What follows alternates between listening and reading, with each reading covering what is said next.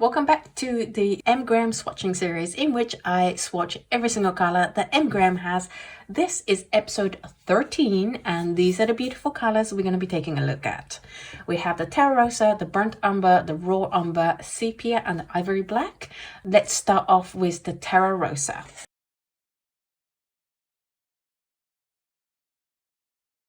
So Terra Rosa is a very reddy brown, but also there's a hint of purple in there kind of color. It's a very beautiful, deep color, and it's very opaque as well. So if you are looking for a reddy brown color, I would say pick either the Quinacridone Rust from the previous episode or the Terra Rosa. Those two are the most reddy brown kind of color.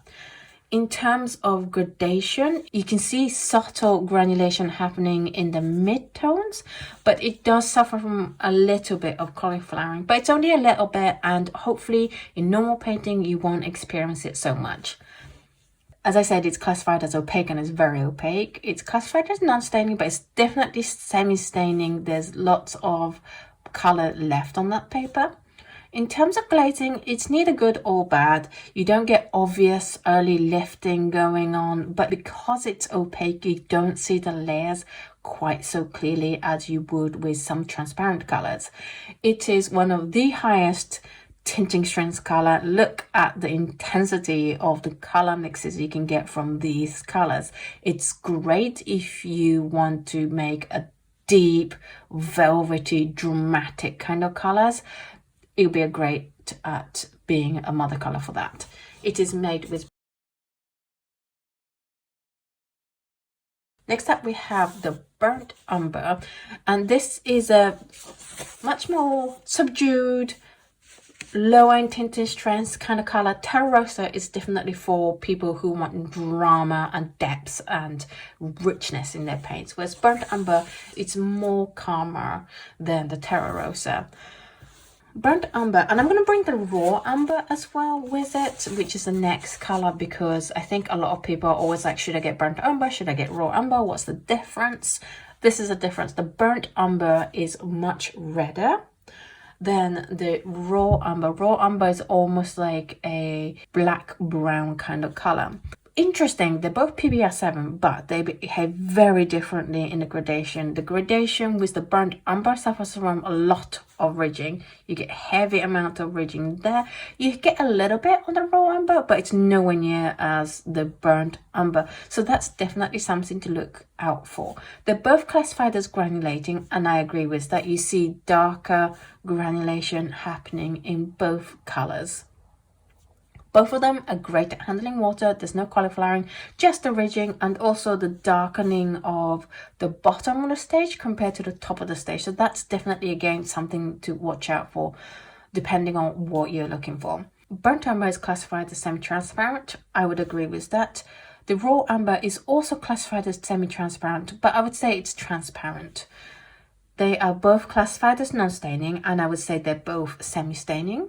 And they're both pretty bad at the glazing because they re-wet super easy. So if you want to glaze with them, then just be very fast about it and don't go over areas where you've already gone over and it's still wet, because then the paint's going to lift off. But because they're both pretty transparent, if you can just be quick at it, you'll get great glazing results. In terms of the color mixes, I would say that Burnt Umber is a better mother color than the Raw Umber, but of course it depends on what kind of color mixes you're looking for. The Raw Umber makes a more ashy, dark kind of color, whereas the Burnt Umber makes a more of a autumnal, but like a soft autumnal kind of colors. And then we have the Sepia, which is a blackish brown. It's a very deep brown kind of color. It's almost like a warm brown, so like with the Ivory Black that's coming up next, you can see that the Sepia is much warmer. It is made with PBR7 and PBK6, which is the brown iron oxide mixed with the carbon black, and it's exactly what you would expect from those two combinations. It's a very characterful color. in terms of gradation. You get heavy amount of ridging here, and then you get cauliflowering here. So if you want a lot of texture and you want to give the control over to the paint and collaborate with the paint rather than finally control the paint, then this is a great option. But if you are looking for paint to do exactly what you tell it to do, then this probably isn't the one for you. It is classified as semi-transparent, and I would agree with that. Classified as non-staining, but I think it's semi-staining. It's not great at the glazing if you are slow at it, or if you do outline and fill it in. It gets very streaky, and also because of that cauliflowering, you get that coming in as well, blurring all the lines. It's more difficult with a sepia to do a clean glaze. It is high in tinting strength, and I love this, like a deep turquoisey blue kind of color you get when you mix it with the phthalo blue yellow shade. And then finally for this video, we have the ivory black, and this is a heavy granulating black, and it's gorgeous. It is made with PBK9, which is bone black, so it is actually ivory black, so it's not going to be suitable for the vegans out there. I would say this is the yellowy one of the two proper blacks that the Emgram has. In the next episode, I'll bring this back in with the lamp black so you can see the difference between the two, but you get warmth here that you don't see in the lamp black. You also get heavier granulation here, and then it's pretty good at handling water. You get ridges here and stuff, so it's a little bit more characterful than a plain non-characterful paint, but it's not as wild as the sepia.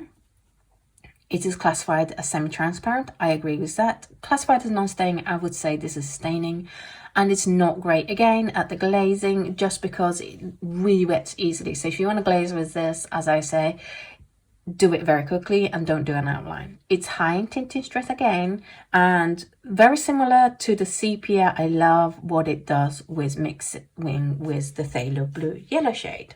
If you'd like to try the blues and greens that we've covered in this series, then I have just the dot card for you. This month's dot card is the companion dot card to this series. It is the blues and greens. It has ultramarine blue, anthraquinone blue, cerulean blue deep, Prussian blue, manganese blue hue, cobalt teal, sap green, and azo green. There's plenty of paints for you to try painting with and mixing with your other colors on your palette to see if they work with the paints you already have. It's a great economical way of trying out 8 Emgram colors without having to buy full tubes of them. If you like to receive this dot cards, then all you have to do is head on over to patreon.com/Oto Kano and sign up to the appropriate tiers, and this dot card will be with you very soon.